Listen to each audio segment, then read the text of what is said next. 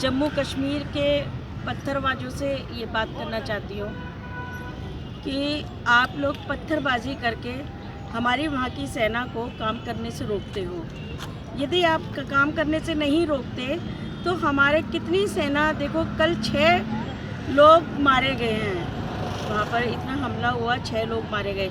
यदि आप पत्थरबाजी बंद करते हैं तो हमारी सेना अपनी विजय हासिल कर सकती है। पाकिस्तान के जो लोग यहाँ पर कश्मीर में आके हमला करते हैं, उससे हमारी सेना कामयाब हो सकती है।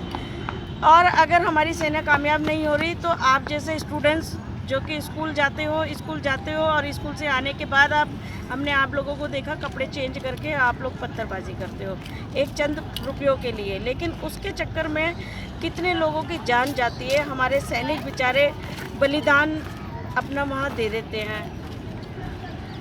और मैं आप लोगों से ये कहना चाहती हूँ कि अगर वहाँ के सैनिक आज बेचारे जा रहे हैं, आज उनके बीवी बच्चे बेवा हो रहे हैं, तो वो सिर्फ आप लोगों की गलती से। और अगर वहाँ पर वो सुरक्षा के लिए खड़े तो आप लोगों की सुरक्षा के लिए खड़े हैं। आप लोग इतनी बात क्यों नहीं समझते हो? कश्मीर हिंदुस्तान का हिस्सा है, ना कि पाकिस्तान का हिस्सा। आप लोगों को जो पाकिस्तानी भड़का रहे हैं, अगर आप पाकिस्तान के अंदर जाके देखिए, पाकिस्तान के लोग खुश नहीं हैं पाकिस्तान से। वो ये तिल मर रहे हैं वहाँ पर। वो ये कह रहे हैं कि कोई हिंदुस्तानी आए और हमें पाकिस्तान से आज़ाद करके ले जाए। और आप कश्मीरी ये बात कह रहे हो, उन लोगों का साथ दे करके आप ये जताना चाहते हो कि हम कश्मीर पाकिस्तान को दे दें और आप पाकिस्तान के साथ में हो जाएं। तो ये गलत है और आप लोग बहुत गलत कर रहे हो। ऐसा आपको नहीं करना चाहिए भाइयों। और हमारी बहनें, कुछ हमने अपनी बहनों को देखा जो कपड़े बदल करके पत्थरबाजी कर रही हैं। ये बहुत ही गलत है, नहीं करना चाहिए आप लोगों को ऐसा। हमारे इतने नौजवान शहीद हो चुके हैं, अब तो हाथ जुड़वा लो और कम से कम अपने लोगों का साथ दो, अपने हिंदुस्तानियों का साथ दो, पाकिस्तानियों का साथ मत दो। आप बीच में पत्थरबाजी करते हो। वो लोग जो पाकिस्तानी आतंकी घर में घुसते हैं तो हमारे सेना के लोग उन लोगों को मारने की कोशिश करते हैं। आप लोग अब हमारी सेना पे पत्थरबाजी करते हो, जिसके कारण हमारी सेना को काम में रुकावट आती है और जो वहाँ के आतंकवादी यहाँ घुस के काम करना चाहते हैं वो अपना काम कर जाते हैं।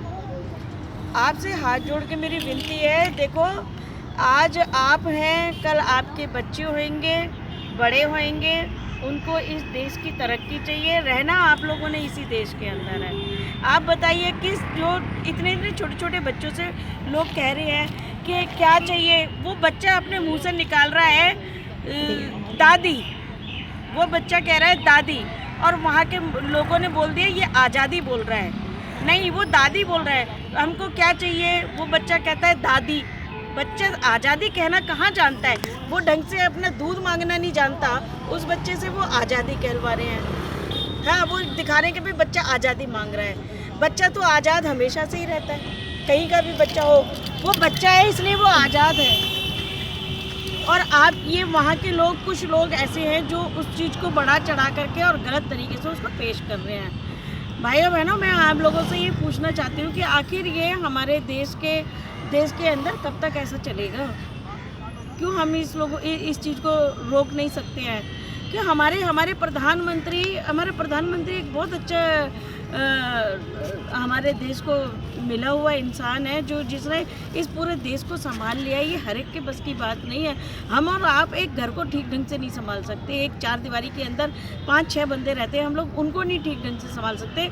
और हमारे प्रधानमंत्री की बड़ी हिम्मत है कि वो पूरे राष्ट्र को, पूरे देश को, हिंदुस्तान को संभाल के चल रहे हैं। तो कुछ तो हमारा भी फ़र्ज़ बनता है कि हम अपने प्रधानमंत्री की कुछ सहायता कर सकें छोटे छोटे कामों को लेकर के, जैसे कि सफाई से जुड़ा है और महिला सुरक्षा से जुड़ा हुआ है, आतंकियों से जुड़ा हुआ है।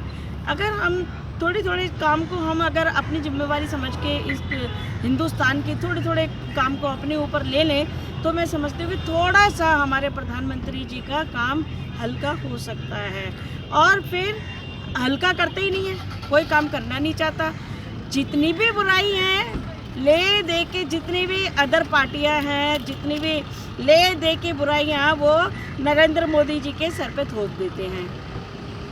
क्योंकि इन्होंने दूसरी पार्टियों ने 60 साल राज किया। 60 साल राज करने के अंदर इन्होंने ना तो इतनी कोई योजना निकाली है, जैसे कि हमारे प्रधानमंत्री ने 100 से ज़्यादा योजनाएं निकाल चुके हैं अभी तक हिंदुस्तान के अंदर। और उनका एक ही सपना था कि मैं एक गरीब घर का था, तो अब जब मैं इतनी बड़ी पोजीशन पे आया हूँ तो मैंने सबसे पहले तो गरीबी को दूर करना है। ये हमारे देश के प्रधानमंत्री जी का एक सोच थी कि उन्होंने सबसे पहले इस गरीबी को दूर करना है, जो कि उन्होंने इस गरीबी को दूर करने में कोई कसर नहीं छोड़ी।